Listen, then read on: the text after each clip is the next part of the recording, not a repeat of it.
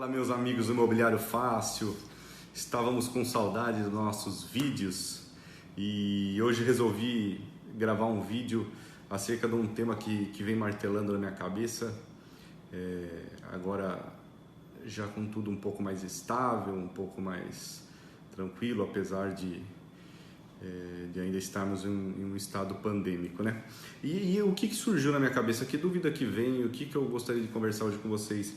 É uma dúvida meio que profissional. É como que nós vamos elaborar um contrato agora? Tendo em vista tudo o que aconteceu, tudo que a gente aprendeu, de que forma que eu poderia elaborar um contrato que espelhasse a vontade das partes e que se mantivesse com força e com validade no tempo, considerando fatores previsíveis, como a gente já fazia há muito tempo, e fatores imprevisíveis, como a gente passou a considerar com a pandemia, né? De que forma a gente poderia elaborar um contrato tentando equacionar todas essas questões, né? E aí, pensando nisso, eu trouxe algumas premissas, assim, só para a gente ter um exemplo do que eu estou querendo dizer. Nós estaríamos pensando num contrato que suportasse variações de mercados, intempéries, pandemias, guerras, incêndios, enchentes e outras tantas coisas, tá? Então vamos pegar algumas premissas. A primeira premissa é que nós temos que pensar que esse contrato, pensar nesse contrato já com o fim dessas regras de exceções, né? Essas regras de exceção que são as regras que estão vigendo durante a pandemia. Então esse contrato seria feito com a legislação que nós temos, tirando essas regras excepcionais, tá? Que provavelmente essa legislação não vai mudar. Nós vamos pensar num contrato bilateral, né? Comutativo e paritário, e vamos buscar de uma forma que se tenha uma base equilibrada. Então não vamos pender nem para um lado nem para o outro, pelo menos numa análise superficial, tá? Que a gente faz agora. Então a primeira coisa que eu penso é na pacta sunt servanda. Vamos pensar num contrato que não tenha bases consumeristas, né? E a gente tem que pensar no princípio. Esse princípio tá evidente. E aí a gente vai relembrar algumas exceções que nós tivemos agora recente, né? Que foram aplicadas nas revisões, resoluções de contrato. Nós temos que ter como base também a teoria da imprevisão e da onerosidade excessiva.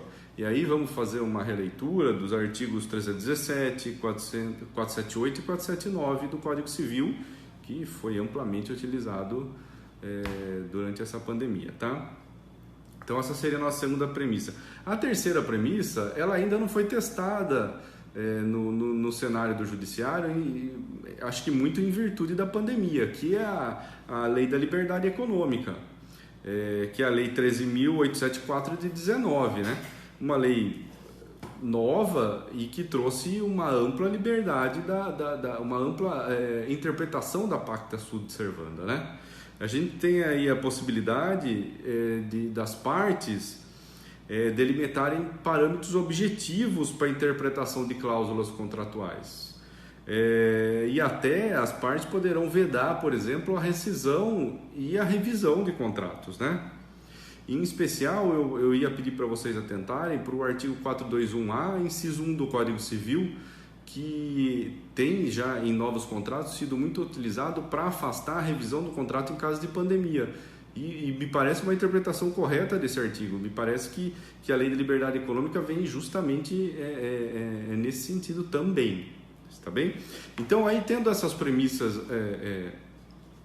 em mente, o que a gente criaria? Quais seriam as dicas, ou assim, o que eu venho pensando de um contrato?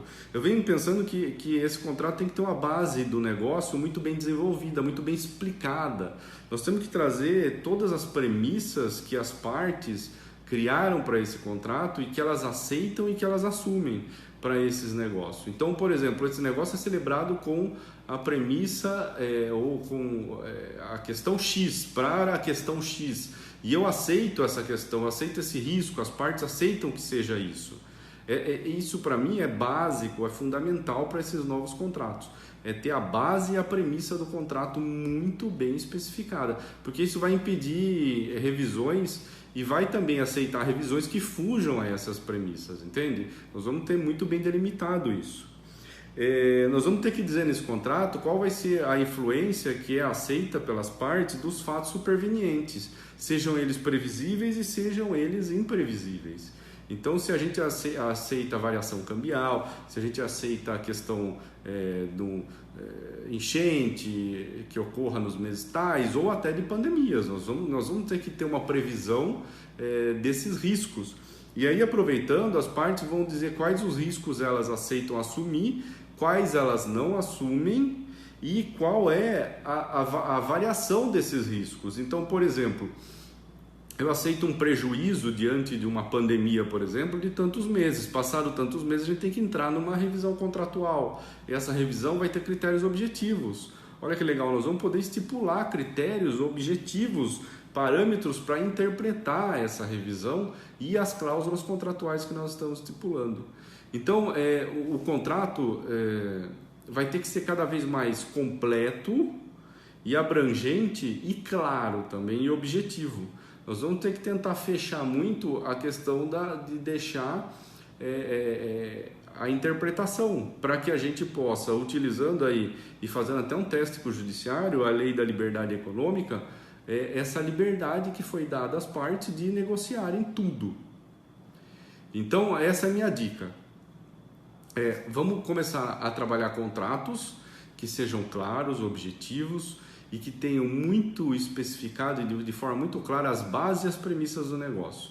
E começar a trabalhar riscos assumidos, riscos tolerados e riscos não assumidos ou não tolerados. Assim como cláusulas com interpretação que tragam de forma objetiva qual vai ser a interpretação do contrato que é tolerado por aquelas partes. Tá bom, pessoal? Se tiverem alguma ideia, alguma sugestão, manda aí inbox pra gente. Vamos abrir essa discussão. Um abraço a todos.